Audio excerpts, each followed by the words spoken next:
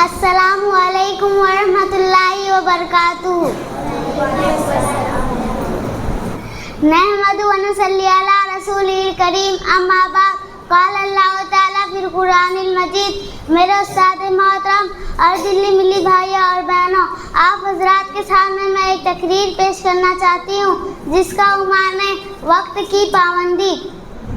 وقت انسان کی زندگی کا قیمتی طریقہ ہوتا ہے. ایک بار گزر جائے تو لوٹ کر دوبارہ نہیں آتا. کامیاب اور ناکام، ان میں سے جو سب سے بڑا فرق ہوتا ہے وہ ہے وقت کی قدر اور وقت کی پابندی.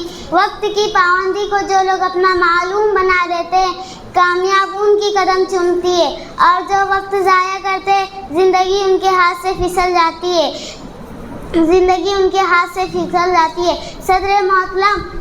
صدر محترم اسلام نے بھی وقت کی قدر قیمت کو بہت اہمیت دی ہے.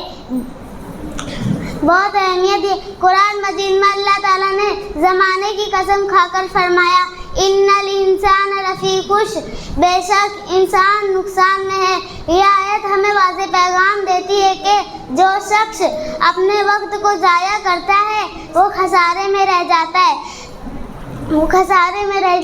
صدر محترم، طلبہ کے لیے بھی وقت کی پابندی ضروری ہے. جو طلبہ علم وقت پر اٹھتا ہے، وقت پر پڑھتا ہے، وقت پر سوتا ہے، وہی امتحان میں کامیاب ہوتا ہے.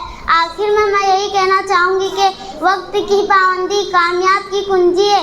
اس کنجی کو جو سنبھال لے، کامیاب کے ہر دروازے ان کے لیے کھلے رہیں گے.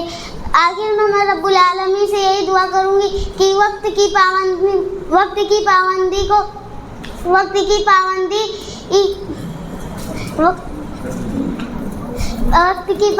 کرنے کی توفیق عطا فرما. آمین. السلام علیکم ورحمۃ اللہ.